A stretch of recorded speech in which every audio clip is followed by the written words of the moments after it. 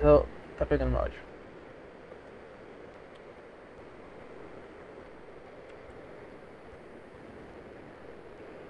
Pode começar, não pode? Pode. Mas tu corta se iniciar aqui a anteriorização.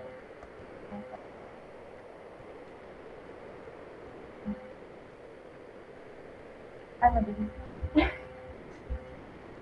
Peraí, só um minuto. Só um minuto. Como é que eu digo mesmo? Bem-vindos a mais uma aula.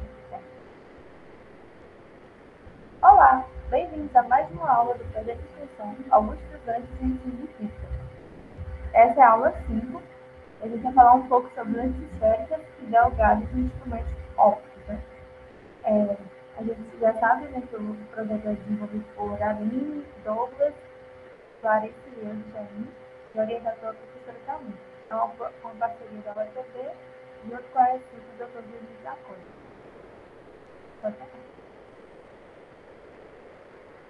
Então, a gente trabalhou esse poema, né, na última aula, na aula 4. Eu também fiz uma errata, né, deixar errata na descrição, dizendo que era a aula que eu pronunciava a aula 3, na verdade era a aula 4 já, do nosso projeto, e essa é a aula 5. Então, nesse poema a gente já leu, né, na última aula, e vamos continuar nessa, né, já que ele continua tendo a mesma ideia do que a gente está querendo passar nessa aula, né, que é sobre instrumentos ópticos e as lentes. Então, pode passar, né? Passo agora a minha fala para Douglas, que vai falar um pouco sobre lentes e delgadas. Olá pessoal, meu nome é Douglas. Para vocês que não me conhecem, eu acabei de entrar também no projeto. Então, já participei de algumas aulas. Então, vamos dar continuação também na aula 5 aqui. Vou falar um pouquinho sobre lentes esféricas, que também são conhecidas como as lentes delgadas. São basicamente lentes que têm um formato arredondado nelas. Como surgiu as lentes? As lentes não tem uma noção de tempo específico assim, o ano que elas foram criadas, foram, podemos dizer assim, descobertas. Acredito principalmente que foi no século 17 para o século 18 que começou o principal movimento de utilização de lentes, principalmente para uso de óculos, que naquela época era muito utilizada somente pela nobreza e também pela Igreja Católica naquela época, que eles tinham poder e tinham condição de ter aquele luxo, que naquele tempo você ter um óculos era praticamente luxo. As lentes ela teve um papel muito importante, principalmente no avanço científico, porque com ela a gente conseguiu fabricar o microscópio, e sendo assim a gente fez várias descobertas no mundo que a gente praticamente desconhecia, que naquela época era como ninguém sabia que existia aquele mundo pequeno, podemos dizer. Então, ela teve um grande avanço. Também podemos considerar na parte de telescópios, porque telescópios também utilizam lentes. E assim, fazendo que a descoberta, fazendo que o ser humano avançasse cada vez mais na nossa tecnologia que a gente tem hoje. É, vamos aprofundar um pouquinho a mais sobre as lentes delgadas. Como eu falei, as lentes delgadas, elas também são conhecidas como lentes esféricas ou lentes arredondadas. Essas lentes, elas tanto podem ser do tipo convergente ou divergente, que futuramente eu vou falar a classificação de cada uma e algumas propriedades que elas têm. Basicamente, elas espalham os raios luminosos que incidem nela, mudando a sua direção a sua direção quando a luz ela incende, ela penetra na lente, ela acaba mudando sua direção, dependendo do tipo de lente que a luz penetrou. Cada tipo de lente, ela forma um tipo de imagens específicas, que são utilizadas para diversas finalidades, como a correção de problema de visão, que é, podemos dizer, o óculos, uso de máquinas fotográficas e de câmera de vídeo também. E também na própria composição do microscópio, que utiliza lentes específicas. Então, como eu falei, as lentes fez que a gente avançasse muito, principalmente ali no século 17 e 18, com a descoberta do microscópio, que fez que a gente abrisse o olho para um novo mundo que a gente não conhecia. Então, eu vou aprofundar mais sobre é, a diferença delas, que eu acabei de falar, que é a convergente e a divergente. E, basicamente, o que seria cada uma. A convergente, ela, como a gente pode ver aqui, os raios, quando ela penetra uma lente, ela focam um único ponto, podemos dizer assim, um certo local. Então, todos aqueles raios que vão incidir na lente, elas vão ter um ponto em comum que elas vão focar. Que seria aqui, futuramente eu vou explicar mais que é o foco que a lente tem. E já na divergente, ela espalharia os raios. Como a gente pode ver na imagem, o raio que está entrando na lente, ela está sendo espalhado em direções diferentes do que as outras. Então, uma, ela concentra os raios em um certo ponto, e a outra, que é a divergente, os raios estão indo em direções diferentes. Cada um está seguindo o seu caminho. Então, vamos falar um pouquinho mais sobre os elementos da lente, que seria as propriedades e os conceitos que a lente tem, assim. Que primeiro seria o centro óptico. Então, o que seria centro óptico? Seria o centro da lente. E esse centro da lente tem várias propriedades específicas.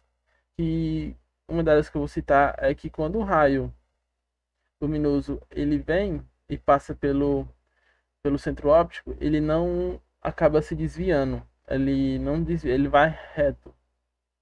Então, como a gente pode dizer, no centro óptico, o desvio da luz é nula. E o outro seria o foco. Aí, para ficar claro aqui, essa imagem aqui ela representa o desvio e a ilustração dos raios de uma lente convergente. Daqui a pouco também eu vou falar sobre a divergente, mas é basicamente quase a mesma coisa. E aqui a gente temos o foco principal. E sendo assim, esse foco, como eu falei, seria onde se concentra as luzes que estão sendo incididas na lente. E o eixo principal seria o eixo que corta no meio, tipo uma linha no meio, como o plano cartesiano, a gente pode também falar fosse um plano cartesiano, onde a lente seria a reta Y e o eixo principal seria a reta X.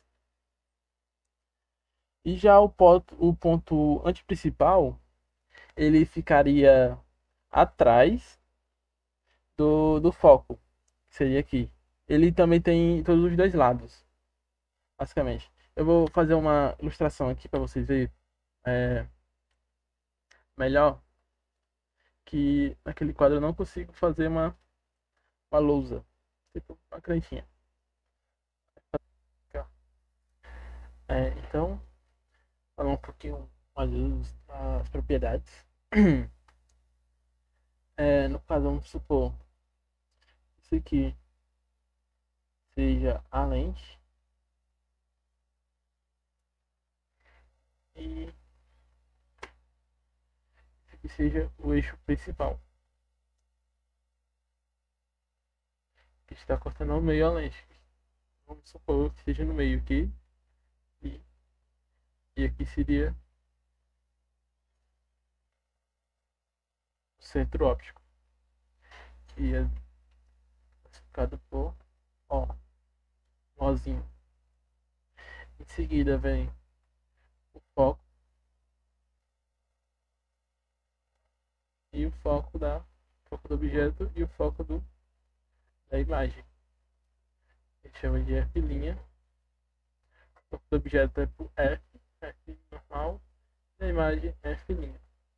Em seguida, a gente tem também o antiprincipal, E no caso, ele vem sempre depois do foco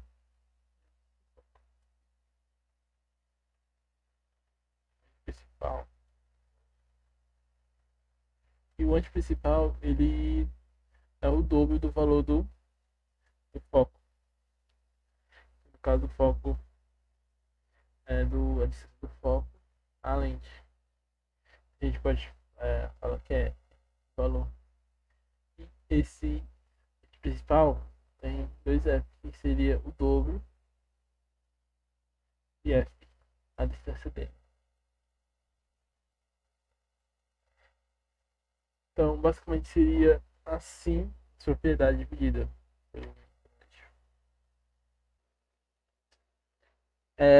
Essa parte que eu expliquei dos elementos aqui, ela tanto vale para o convergente, para o divergente também aqui. Só que no divergente, a imagem formada vai ser depois da lente, que seria aqui, ó, onde a gente pode ver. E seria uma imagem real. E já na divergente, a imagem, como a gente pode ver, o ponto focal da divergente, ela está focada atrás aqui, que seria do prolongamento dos raios que estão sendo refratados pela lente. E a imagem, ela forma aqui atrás. Então, eu vou passar um vídeo aqui. Quer falar alguma coisa ainda? Coloca no modo leitura. Ah, mas você vai passar um vídeo, né? É tipo um videozinho explicando mais, tipo, mostrando como Essa esses. parte de transferência de tela, você pode cortar ela, tá? Eu sei. E você pode também, sabe o que, fazer a união desses vídeos. Então, pessoal, eu vou passar um videozinho aqui. Ele vai explicar mais ou menos na realidade, como os raios, quando atravessa a lente, ele age. E dependendo de como você utiliza a lente, ela muda a sua direção. Vamos ver a diferença entre as lentes convergentes e divergentes com a ajuda de dispositivo laser que nos permite ver diversos raios paralelos. Esta é uma lente biconvexa. Quando os raios paralelos incidem sobre ela, eles se desviam, convergindo para um único ponto. Por isso se chamam lentes convergentes. O ponto para onde os raios convergem se chama foco e é um ponto real. A distância focal depende da curvatura da lente. Por exemplo, essa lente plano convexa tem uma distância focal menor que a anterior.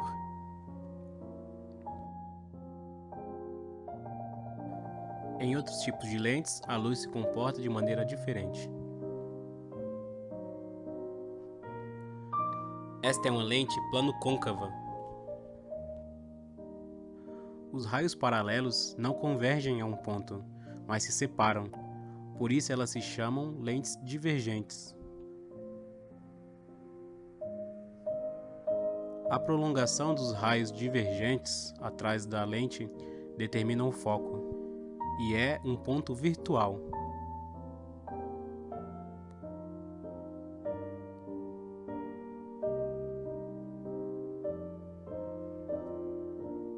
As lentes podem corrigir alguns problemas de visão. Em olhos sem problema de visão, o cristalino desvia os raios para formarem as imagens corretas na retina. Em um olho míope, a imagem forma-se antes da retina.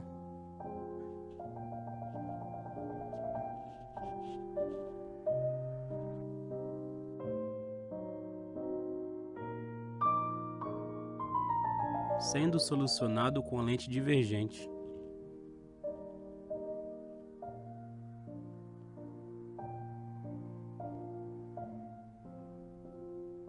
Já em olhos com hipermetropia, a imagem se forma após a retina.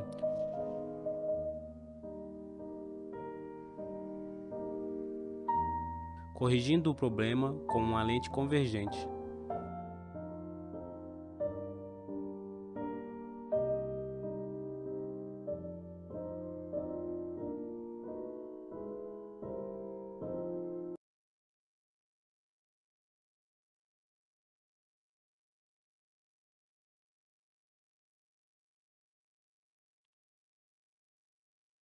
É, Jennifer, quer falar alguma coisa ou não? Ou posso continuar? Não, Então, como a gente pode ver no vídeo, é é... a leitura. Hã? O modo leitura. Não fica mais atenção. Deve estar bem Só tem esse colocar. modo. É assim, desse jeito. Peraí. Apresentação? Aqui.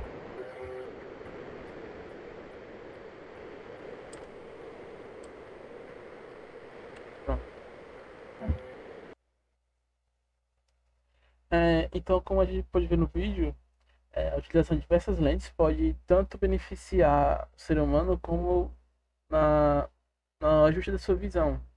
Porque, como a gente pode ver, dependendo da utilização de lentes, você pode antecipar ou adiantar aquele raio luminoso, certo ponto da criação da imagem dela. Então, vamos falar um pouquinho mais das propriedades esféricas das lentes, que seriam basicamente três. Que a primeira seria que todo raio paralelo ao eixo, quando incide paralelo ao eixo, ele é refratado em direção ao foco. Como a gente pode ver aqui na imagem, a imagem não está muito boa, que eu não consegui achar uma melhor, mas dá para visualizar. Quando o raio aqui é de uma lente convergente e que é uma divergente. A convergente, quando o raio está indo paralelo, ele está seguindo em direção ao foco. Aqui. Já na divergente, o raio está indo paralelo e o raio está seguindo na direção normal que ela está seguindo. Só que o prolongamento do raio está vindo aqui em direção ao foco atrás. E a outra seria todos os raios de luz que incidem na lente pelo foco refratam-se paralelamente ao eixo principal. Então, como a gente pode ver, quando o raio incidente ele vem pelo foco, é, faz com que o raio, como seja incidido, ele fique paralelo ao eixo principal aqui, depois da refração. E também a mesma coisa do raio da lente divergente. E quando vem aqui o prolongamento do raio aqui, está vindo do foco, ela está indo paralelo ao eixo principal. E a outra seria quando o raio ela incide no centro óptico, ela, como eu falei, ela não acaba se desviando. Então, não existe desvio, existe mudança de direção quando o raio ele passa pelo centro óptico.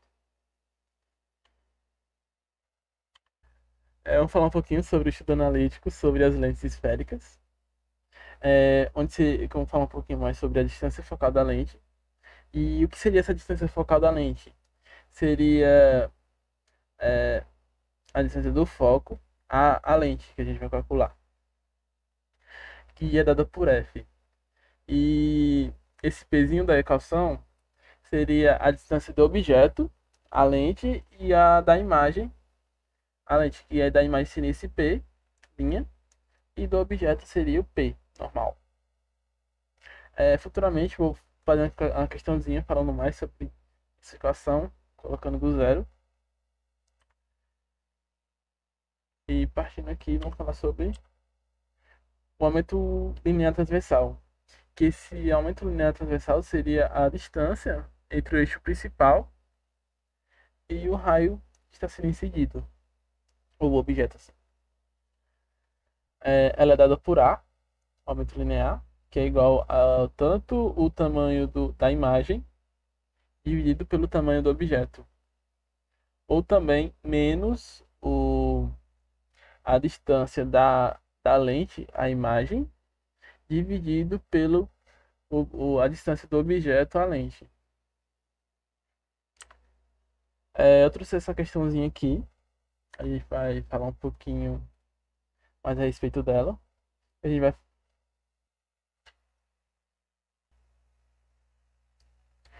Dando continuidade da questão, que no caso falar algumas propriedades que eu esqueci. De que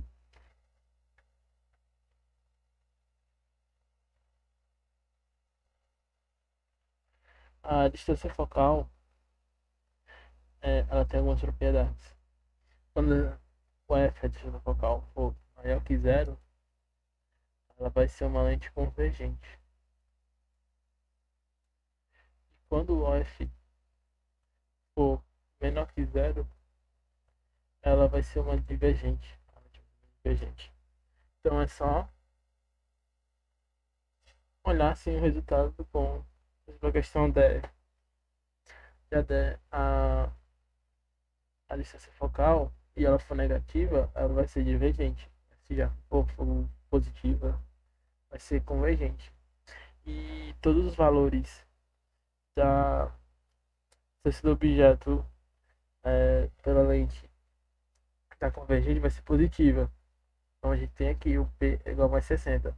Se ela fosse divergente, falando aqui, ela seria negativa esse valor. Já não é divergente. Se ela der valor, ela tem que ser negativa. Então, para ficar claro, convergente positivo, divergente negativo.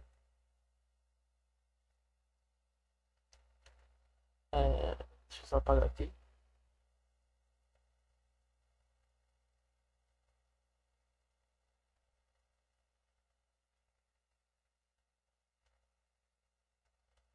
Partindo para a questão, como a lente é do tipo convergente, temos que a distância do objeto, a lente e a distância focal são positivos. Falei, quando é convergente, os valores são positivos. E ele dá que a distância do objeto é 60 centímetros e a distância focal é igual a 20 centímetros. E ele está pedindo a distância da imagem. Então seria o P'. Então, ele já deu essa questão, vamos tirar os dados.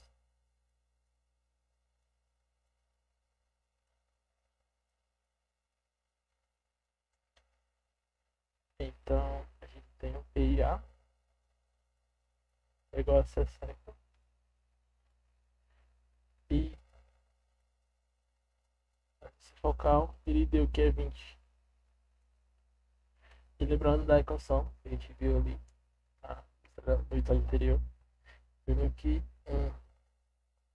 1 dividido pelo distância focal é igual a 1 sobre P, distância do objeto, mais 1 dividido por P', distância da imagem. Então, a gente tem F, tem P, ele vai procurar só o P'. Então, repetindo, substituindo aqui os dados na fórmula, fica 1 sobre quem foi F. Foi 20. 20 igual 1 sobre P, que foi P, 60. Fica 1 sobre 60. Mais 1 sobre P', que é o que a gente está procurando. Então a gente vai ter que isolar esse P' e tentar achar o resultado. Então, isolando o valor fica P' 1 sobre P' igual a 1 sobre 20 menos 1 sobre 60.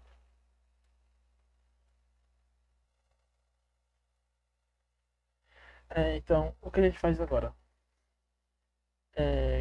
Como a gente tem uma subtração, a gente pode multiplicar essa fração por 3, tanto embaixo quanto em cima, para que embaixo fique com a mesma base. Quando subtrai frações com bases iguais, é só repetir a base e subtrair os expoentes.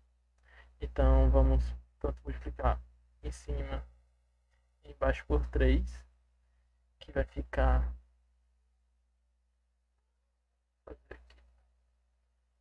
vai ficar 1 sobre P'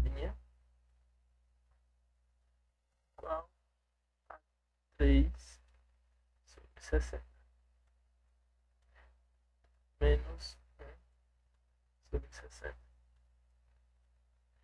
Então a gente só subtrai agora, repete as bases e subtrai os expoentes agora. Aqui, ó. 1 pelinho fica igual a 3 menos 1, 2. E repete a base. Então, pronto.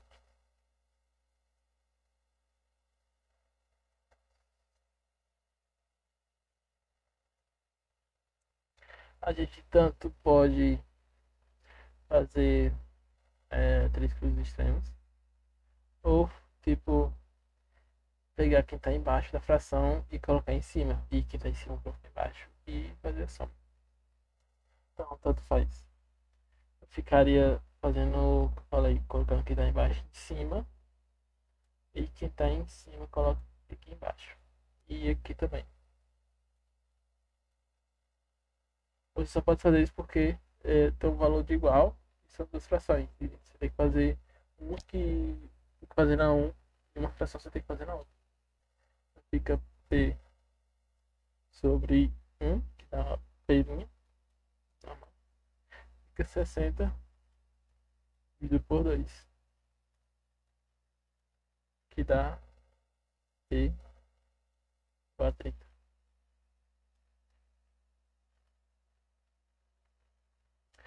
Então vou colocar aqui em cima. Aqui, ó.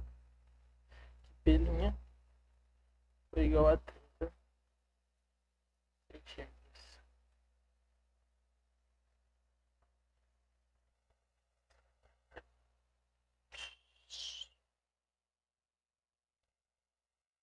Então, eu passo a palavra para a Adjaine agora. Ela vai dar continuidade.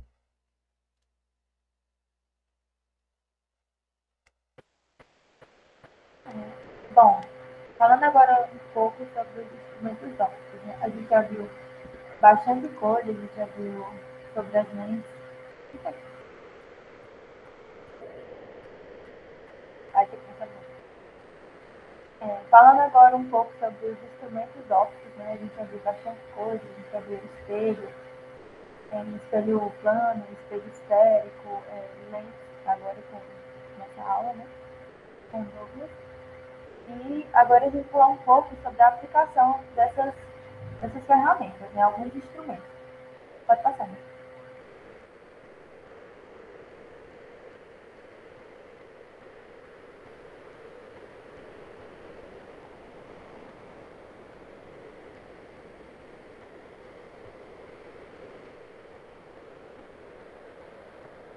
Vamos começar pelo nosso olho humano, né? Que é o instrumento óptico mais próximo que a gente pode imaginar. Né? Então, o olho humano ele é um sistema óptico complexo, constituído por vários meios transparentes que são atravessados pela luz. Então, a luz incide nesses meios, né? E a gente consegue enxergar. A gente sempre lembra que existe uma imagem invertida dentro do nosso olho. Imagem muito pequenininha, né? Lá no fundo do nosso olho. Então, o olho humano, né, é constituído por esses meios, né, esses instrumentos, essas frases que estão aí, né, a gente pode ver nessa imagem o corte esquemático do olho humano. Começa, né, pela córnea, né, que é a calota esférica frontal, o morfo-oso, o cristalino, que funciona como uma lente biconvexa, e o corpo vítreo, né. Esses são os meios transparentes que a luz atravessa, né, para que a gente consiga enxergar. Então, posteriormente, né, já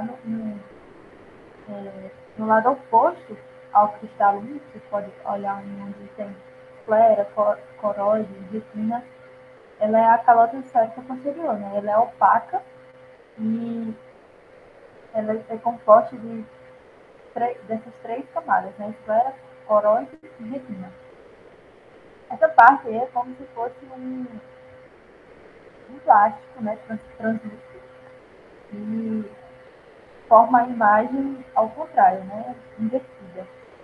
Depois acontece aquela transformação, para que a gente consiga enxergar certinho. Né? Então, a esclera, né, é a sustentação ela consegue passar isso pro olho, né? No sentido de sustentação e proteção do olho. A coroide, ela é indicada por vasos sanguíneos, né? E a retina, que é uma das partes mais importantes do nosso olho, que é uma camada interna consistente sobre a coroide. E é lá que é formada a imagem invertida. Então, lembrando um pouco do nosso poema, né, que a gente tem lá, falando da retina, né, em meio às refrações verdes e hialinas do vitra, batendo em todas as retinas, a incandescência ideal dos candelabros. Né? Então, a luz vem, atravessa a pupila, a íris, né, toda essa área inicial, depois ela vai se formar lá na retina para que volte com a imagem corretinha. Pode passar. Então, para efeitos físicos, né, para efeitos estéticos, a gente faz um esquema do olho reduzido, que é apresentado por essa bolinha aí que tem. Então, ele é representado, né, por uma lente delgada, convergente. E essa lente delgada, né, é representada, mas na verdade é a composição, né, da córnea, no aquoso, né, o cristalino e o corpo vivo. Ele é uma junção. Para que a gente consiga representar mais facilmente, né, no nosso esquemas, né. Então, alguns conceitos que a gente deve sempre lembrar. Né? Essa lente, né, é uma objetiva e ela faz a imagem real e invertida no fundo do olho, na retina. Né? Então, a imagem representada na retina é real e invertida. E o que vai... Essa retina, né, ela é composta de cones e bastonetes que fazem que transmitem, né, ao cérebro imagens, né, no caso, ela passa informações, né, pelo nervo óptico ao cérebro e assim a gente consegue enxergar. Né? Então, como é que acontece? Né? A luz atravessa, né, pela nossa íris, né, que controla a entrada de luz. Também lá, né, na íris, né, tem um orifício que a gente chama de pupila, né? E essa pupila ela tem um diâmetro variável, né? Para que a gente enxergue, para que a gente consiga enxergar bem um objeto, a distância menor que esse objeto tem que estar, a distância máxima, né, que ele tem que estar do nosso olho é 25 centímetros. Então, sem que o olho force para conseguir enxergar, né? E essa digamos, forçação, né, que não acontece, para que não aconteça essa formação, essa forçação, né, essa força, né, ela é chamada de acomodação visual. É para que a imagem forme sobre a retina, a distância focal é variável, e isso dependerá da contração dos músculos ciliares. Ou seja, né, para que não haja, não que a gente não force o olho para conseguir enxergar o objeto, né, esse objeto tem que estar a 25 centímetros do nosso olho. E essa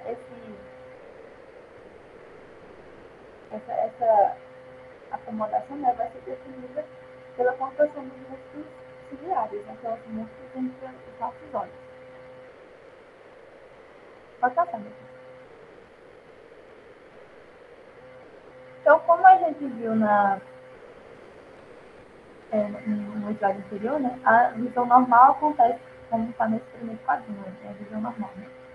A imagem é projetada invertidamente, né, invertida na retina, e a gente consegue enxergar a imagem corretamente. Né? Mas, devido a alguns fatores da nossa vida, até mesmo a genética ou o envelhecimento dos nossos órgãos, né, no passar a idade, pode haver algumas anomalias da visão. Então, eu trouxe alguns exemplos disso, né, que é a miopia, a hipermetropia e a catarata.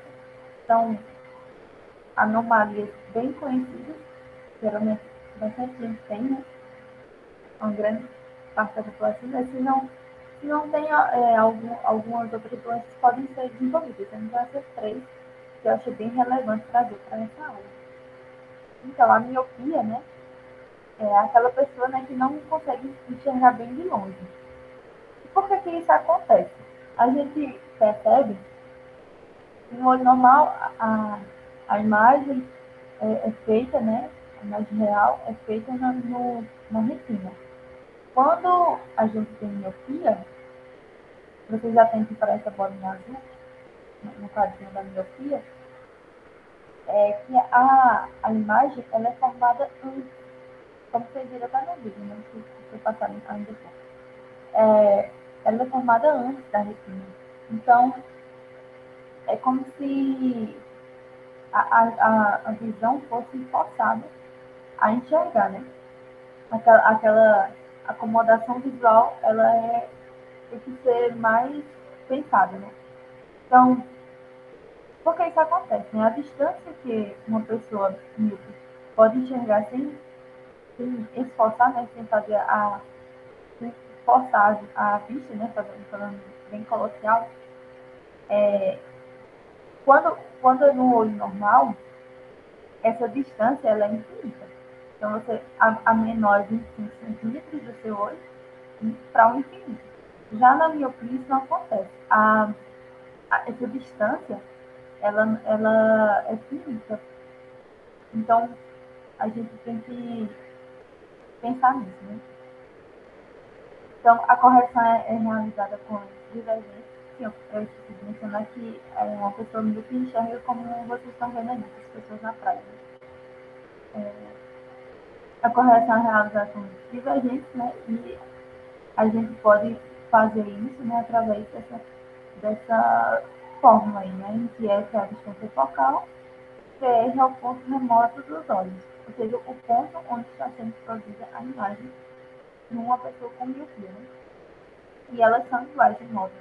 Eu esqueci de botar um menos aí, mas tem um menos, é menos PR, um ponto remoto dos olhos. A hipermetropia, ela é um encurtamento. Na miopia, a gente tem um alongamento, né, do olho, e na hipermetropia, a gente tem um encurtamento do olho. Ou também pode ser que a curvatura da córnea seja insuficiente, ou do cristalino, né? Vocês atentem novamente para essa bolinha azul, essa bolinha oval, né, no caso, que o ponto próximo, né, de uma pessoa com hipermetropia, o ponto próximo que ela pode enxergar é superior a 25 centímetros, né? Então, ela não enxerga bem de perto. Então, a correção aqui é totalmente convergente e a gente pode fazer pela fórmula de Gauss, né? A definição de Gauss, né? Em que essa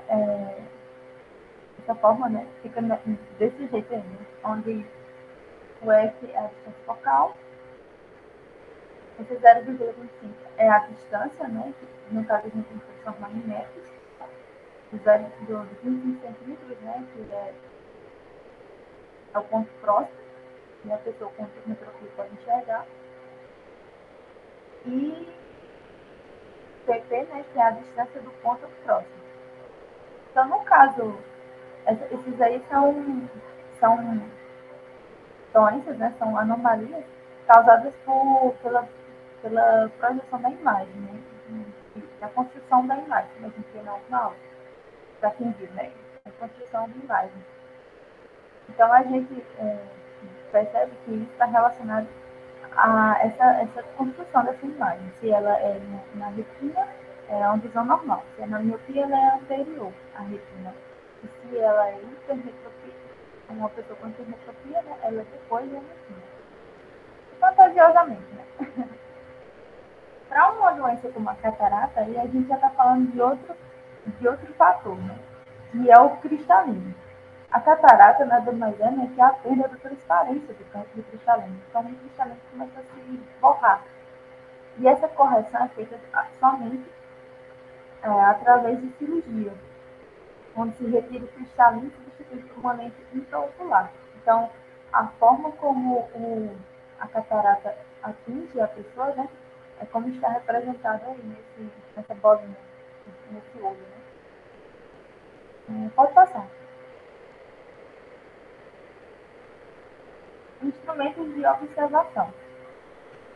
Então, a gente já viu o olho humano, né, que é um instrumento óptico biológico que a gente possui, né, na nossa existência, né?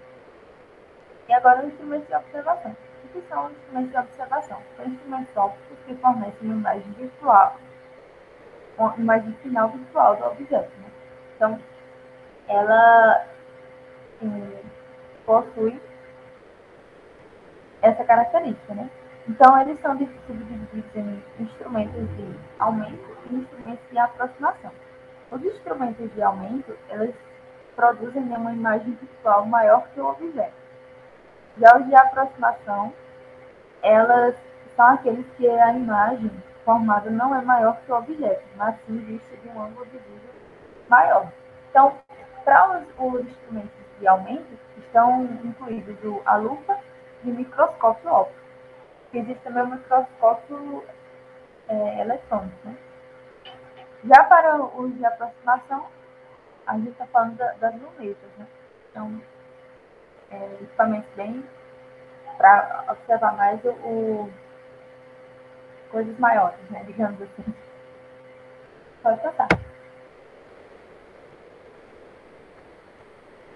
Lupas, vamos começar pelo mais simples, né? Que é a lupas ou lentes de aumento. Então, as lupas, elas são, trata-se, né, de apenas uma simples lente convergente que fornece de um objeto real uma imagem visual direita e maior. Então, é comum a gente ver quando alguém está lendo alguma coisa pequena, né, algum livro, e acaba utilizando a lupa para conseguir enxergar as letras maiores. Né? Então, ela trata apenas de uma lente convergente que fornece esse objeto real de uma imagem visual. Né?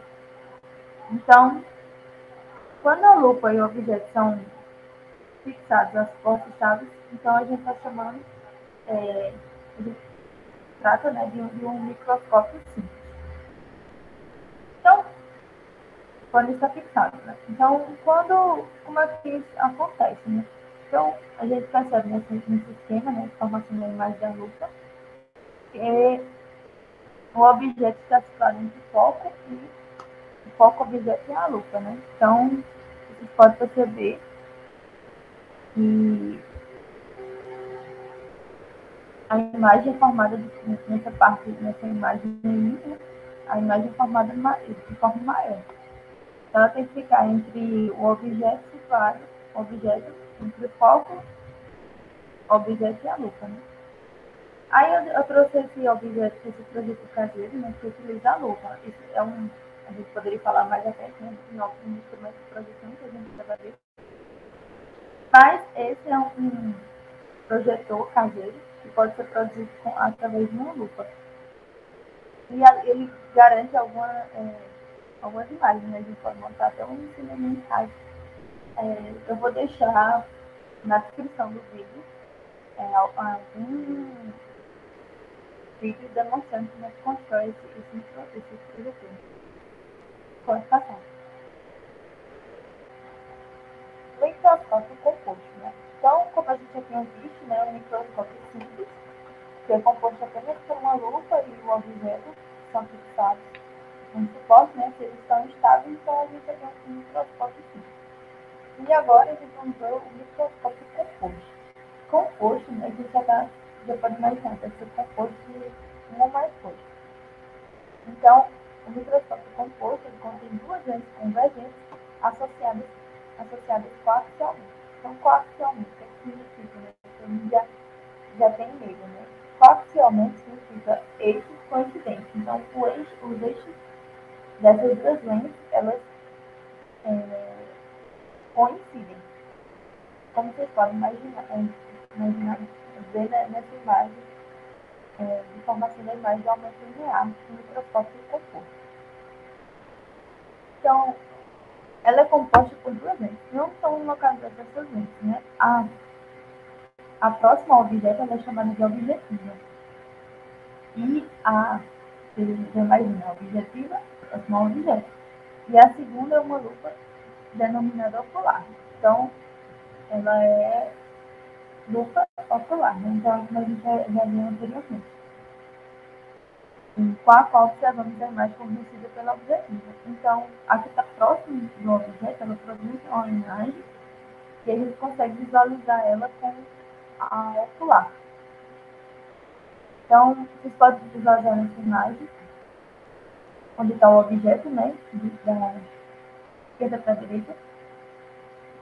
O objeto está lá, né, bem pequenininho, e a gente coloca uma objetiva e ela produz a imagem, né, ela nos dá a imagem, constrói a imagem maior, né, invertida.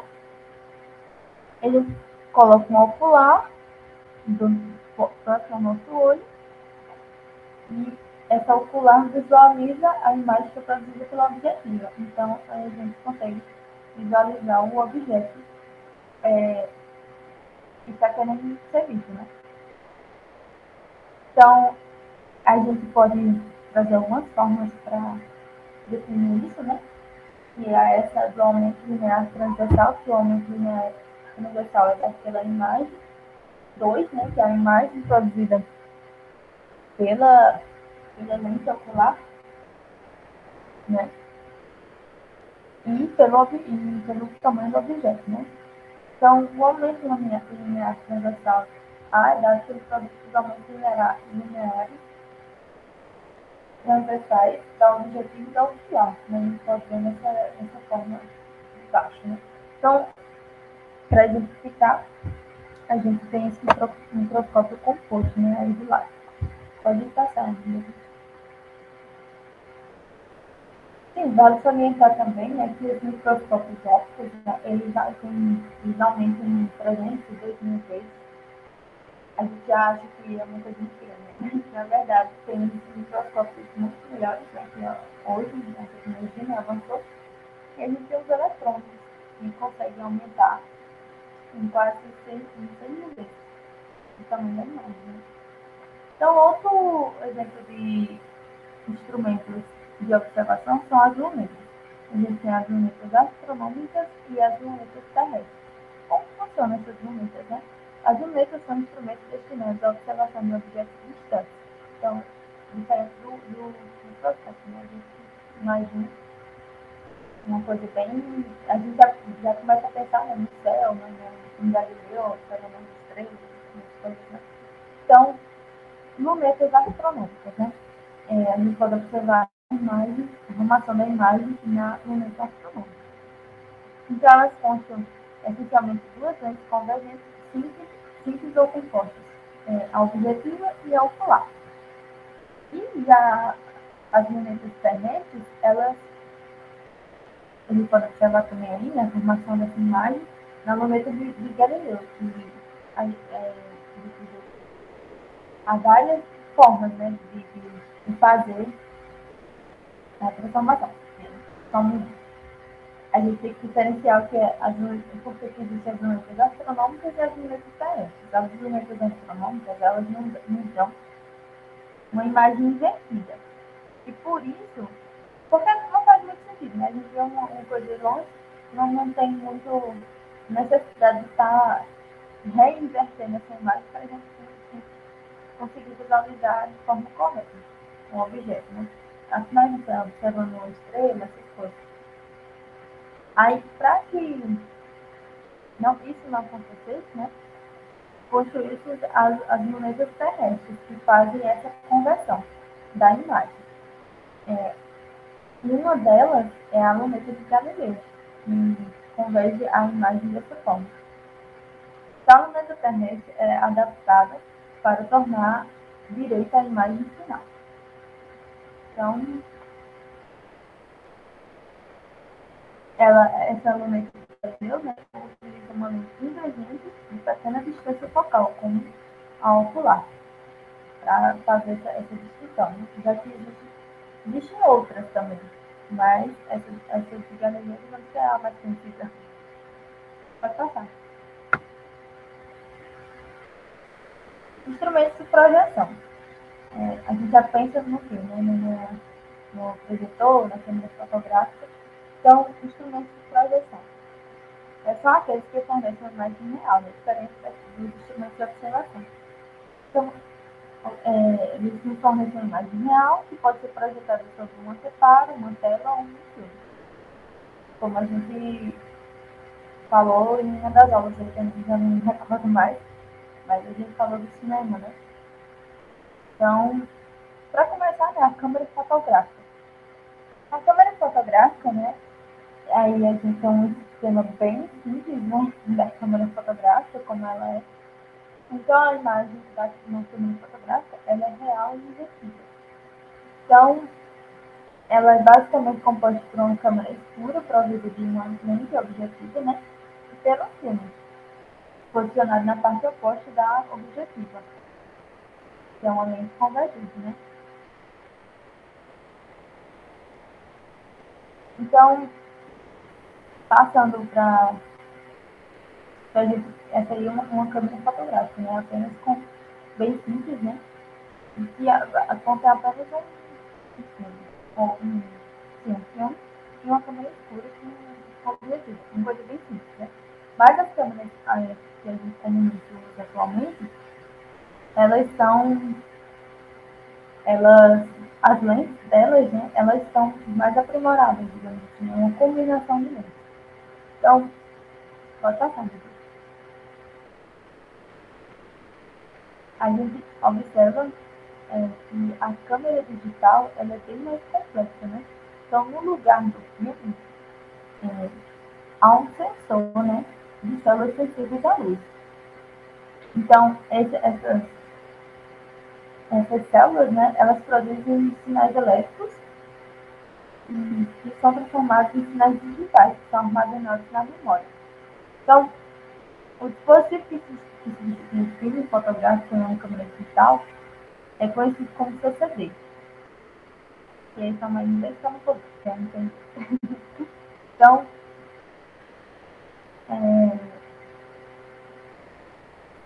eles são armazenados na memória, como eu falei, né? Esses sinais elétricos que são passados. E isso, né, acontece através, né, do pixel, né, que é a menor região onde se forma a imagem digital. Então, o pixel, né, que é a união dessas duas palavras, né, pixel e elemento, e assim forma a palavra, né, pixel. Um exemplo de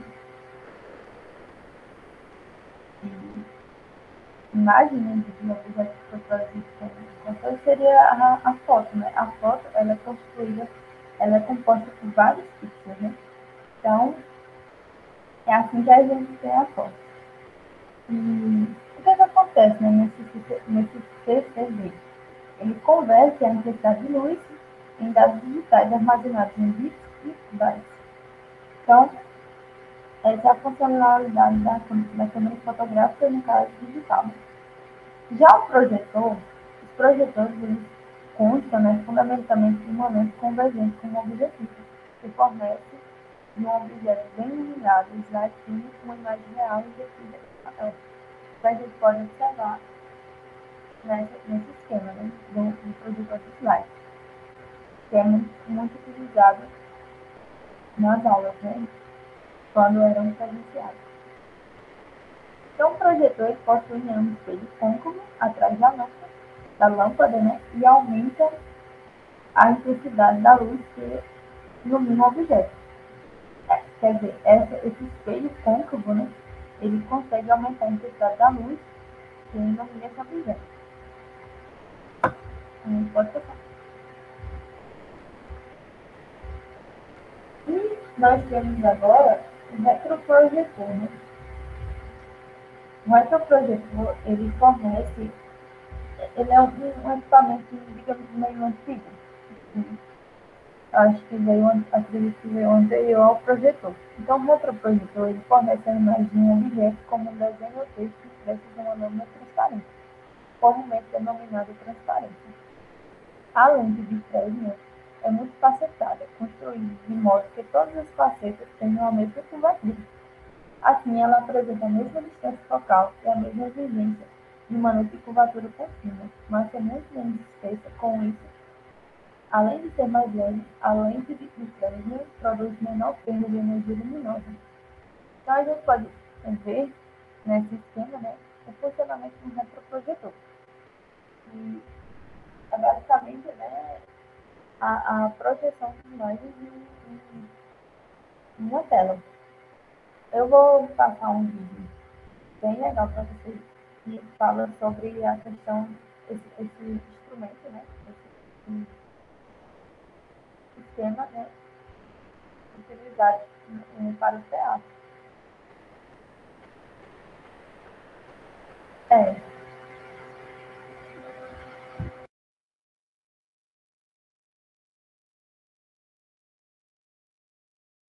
O retroprojetor de transparências permite-nos obter uma imagem de grande dimensão a uma distância relativamente próxima.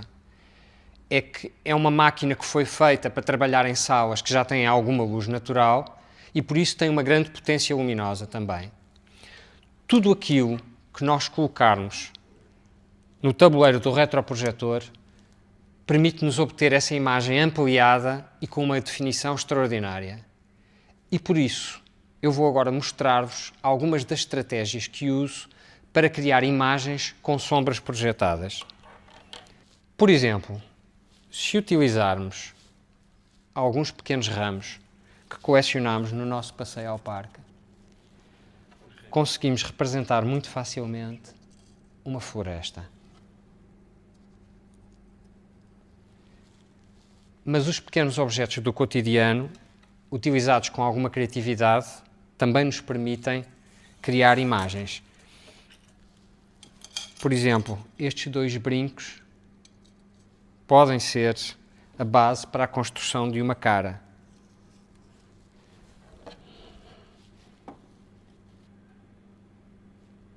Se a esses objetos juntarmos pequenas figuras que recortamos, conseguimos completar a cena com personagens. Uma dica: recortar figuras desta dimensão e com este grau de detalhe não é uma tarefa fácil. E por isso eu encontrei uma forma de simplificar, usando um conta-fios, que no fundo é uma lente de aumento, e um estilete. Olhando aquilo que se corta através dessa lente de aumento, consegue-se obter um grau de precisão que seria impossível a olho nu. Se usarmos partes do nosso corpo diretamente sobre o tabuleiro do retroprojetor, podemos obter efeitos curiosos.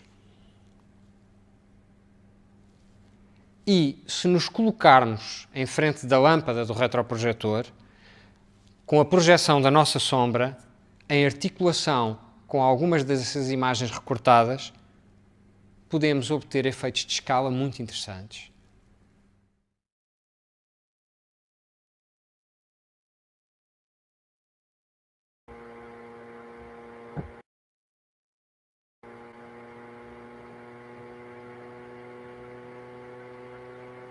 Então, como a gente pode ver, né, uma aplicação do retroprojetor lá bem interessante no teatro, né?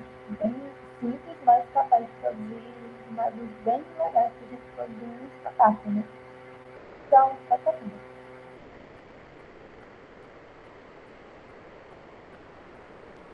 Então é isso, né? Aqui estão algumas referências que a gente utilizou. Muito obrigada pela atenção e até a próxima.